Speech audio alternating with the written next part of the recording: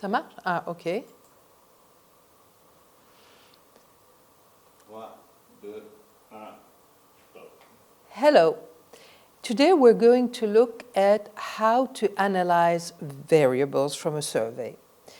And more specifically, we're going to look at qualitative variables. Remember that there are two types of qualitative variables. You can have either categorical variables or ordinal variables. In this video, we're going to look at how we can analyze categorical variables. So when we open Sphinx Campus in the automobile survey in the analysis module, remember we land on the preview page. So the preview will give you a preview of the results of all the variables. Now what we're going to look at is how to do a specific analysis.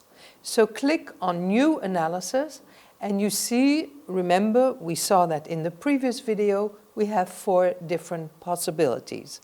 We are going to look at what is called here a flat table, but really it's called a univariate analysis, meaning we're going to analyze one variable at a time. Now, what we're going to look here is we're going to take variable number 8. Variable number 8 is the type of fuel of the car. It is a categorical variable because people indicate in which type of category their car comes in, whether it is unleaded fuel that their car uses, whether it is diesel fuel, GPL, regular fuel. And so we have 4 different categories of the fuel for the car. Now the reason why we call it a category is because there is no specific order in which you can sort these different modalities, these different categories. Let's say that unleaded fuel is not necessarily better, higher, bigger, or whatever compared to diesel fuel or GPL. It's just another type of fuel. And so there is no specific order in which one could categorize these different responses.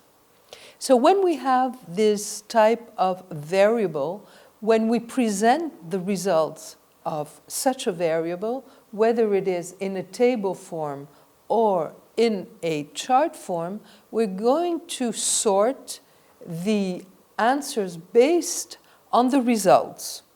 So we're going to sort the results of the survey for this particular question depending on the number of answers we have received for each of these categories.